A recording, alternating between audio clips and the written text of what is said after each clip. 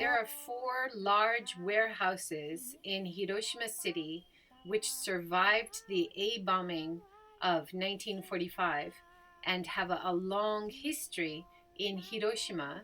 They're made of reinforced concrete inside and red brick outside. They're stunning to look at, and they have an important historical heritage for Hiroshima.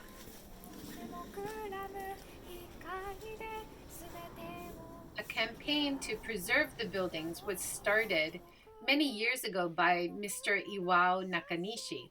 He is an A-bomb survivor hibakusha who was working as a mobilized student at the factory, which was housing military uniforms in these buildings.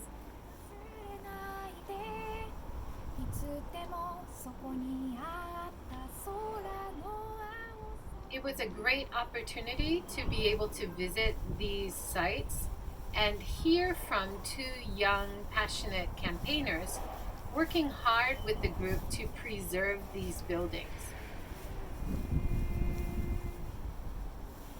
So we are now in front of or behind of the biggest A-bomb building in Hiroshima, and we are here because it is controversial now that Hiroshima prefecture government once announced to demolish two of these four warehouses which is left in December. Now they are postponing their decision to next year, but still it's controversial.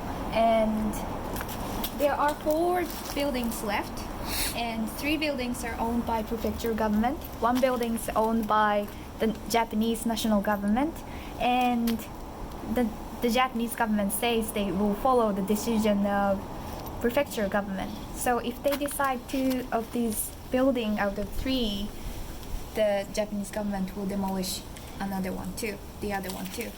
So to stop that, to keep this all the scenery with four warehouses, we are doing web petition campaign and holding this kind of event to bring people here to actually see the building and feel the value of this building.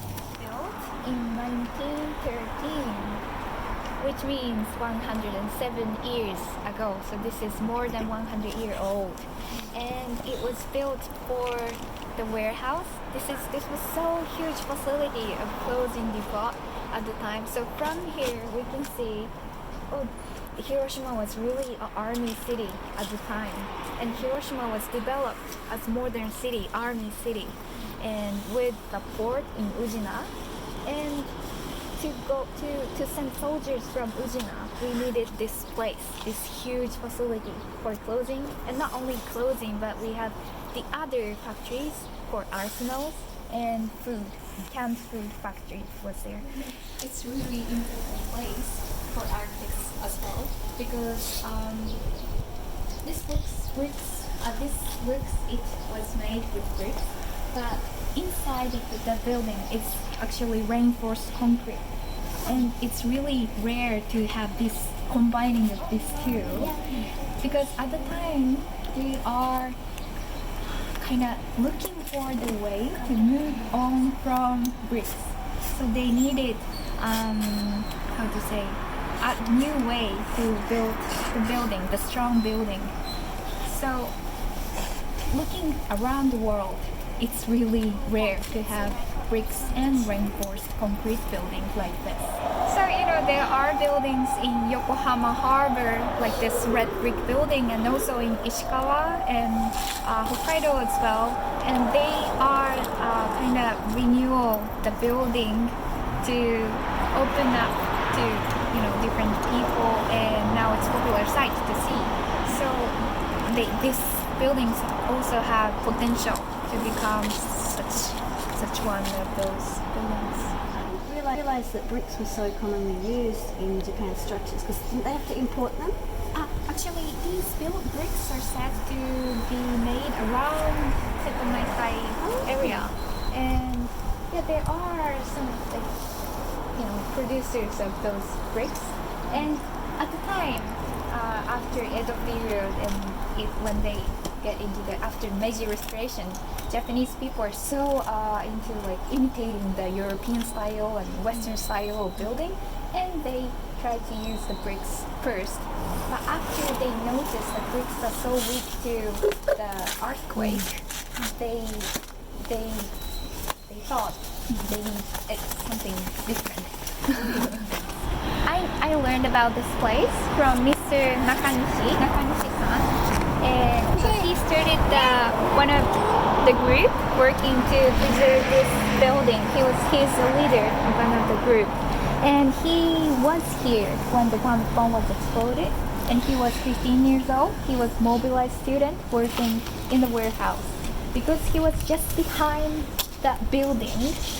There was a kind of air pocket, so he survived somehow. But if he were around here, he wouldn't be survived. So that's why this place is so important for him. And he's 90, and he's trying to preserve this place. And talking with him makes me like this is place really related to me. And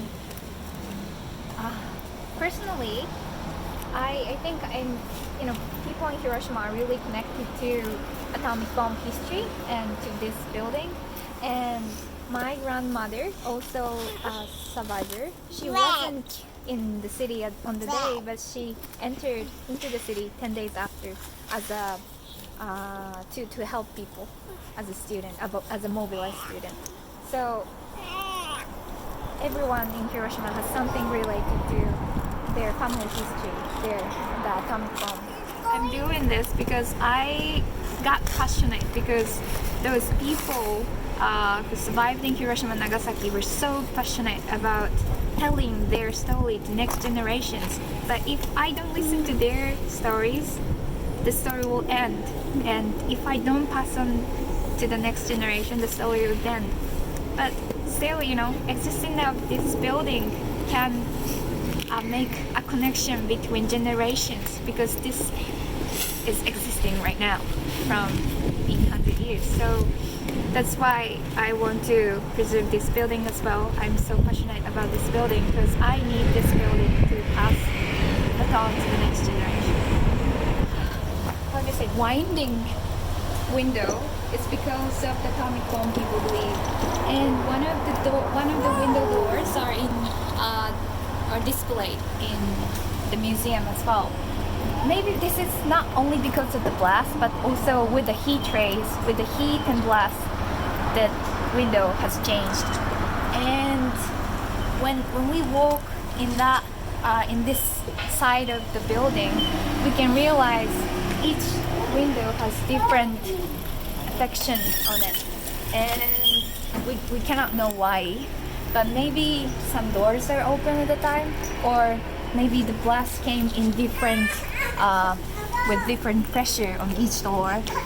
We don't know, but with this existence, we can think about why this happened and how it was like. The Hiroshima prefecture decided to demolish this A-bomb building. This is the one of the biggest building who experienced the atomic bomb, and I am the one of the campaigner to save this building from the demolition, because I think it's very important to save and to this building to remain in this town. Not only the Peace Memorial Park and not only the very central place of the Hiroshima city is A-bombed, but also the many buildings around the city was A-bombed, and they have experience to talk from that building, talk about how it was. And they also explained how was the life of the people before the atomic bombs. So I think it's important to think about and feel about how was the life, local people's life was going on before the atomic bomb. It was very natural and it was very closer to our life now. But in Hiroshima, it's a little bit difficult to think and feel about the before the atomic bomb, because the almost building is built after the atomic bomb. So I think this 100-year-old building is to be remain this town. Yes, to learn about it too. This building can connect people living now and living ancient period. Yeah, great. Some opinions that says that this building is a bomb. This building is like a tomb for the Hibakusha survivors. So it has to remain as it is now. But I don't think so, because it was used to support the war. And now we can use this building for the peaceful world. This building was used by everyone, by many local people, many people for a long time. So we can use this building for the future, and we can use it. So we can commute this building. We can have an educational program. We can have the social services in this building. Yeah, all we can imagine is possibility about this building. So I understand that it costs too much to keep all these buildings, and it's very difficult too to use all the buildings because it's too huge. But I think huge site to feel about how the people like supported to the army, they supported to the war. So I want to use this building for the education, to learn about history and to learn about the system of the war. Having these buildings in this area, like more than 3 kilometers away from the hypocenter, is really important, I think. And to keep that building, we need idea to how to use the buildings. Some people say we can use this as a hotel. Some people say we can have like co-working space or shared office. And some people say we have to have museum and displayed about this building and the A-bomb as well. And some people say we can preserve paper cranes, tons of paper cranes come to Hiroshima here. Learn about A-bomb dome firsthand. They can touch to the building in here. And you know, those ideas coming from different side of people and groups. So it's important to talk to prefecture government that we have this kind of idea and we want to talk with you and we want to think how to keep this place here with you. Hi. Last building, fourth one, is used for dormitory for university student ones. So they changed the inside somehow. They have baths inside and they have big room for like 20 people, and they are some like wall paints by students inside. So it's really interesting to see inside here. Yeah. Students wrote something on the wall and saying like, because it was like during the 60s and 70s, like students are fighting against the power, fighting against the government. So the water paintball is like those, you know, compliant Like yeah, activism, full of activism. Also, they say about they need heater in the building, so maybe it was cold inside. Okay, I made a song named Colorful World because every time we listen to survivors talk, every time we saw pictures of atomic bomb, it's all black and white, but it makes me like it happened far away from me. But when I listen to survivors talk and when I see the building survived, I realize how colorful it was on the day and how it's connecting to me. So, the colorful world. 手が届いたら君の涙は笑顔に変わりますか君の歌声が響いたら僕の世界は色づき始めるたった一瞬の目もくらむ光で全てを失ったあの日の記憶、モノクロの写真の向こう側で見つめ返す瞳に映る景色は Colorful world 忘れないで、いつでもそこにあった空の青さを、この祈りは何色ですか、答えを託して捧げる七色の折り鶴。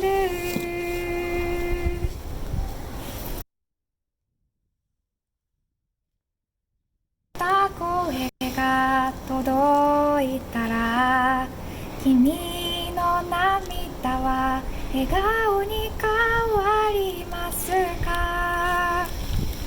君の歌声が響いたら、僕の世界は色づき始める。たった一瞬の目もくらむ光で全てを失ったあの日の記憶、モノクロの写真の向こう側で見つめ返す瞳に映る景色は Colorful world 忘れないで、いつでもそこにあった空の青さを、この祈りは何色ですか、答えを託して捧げる七色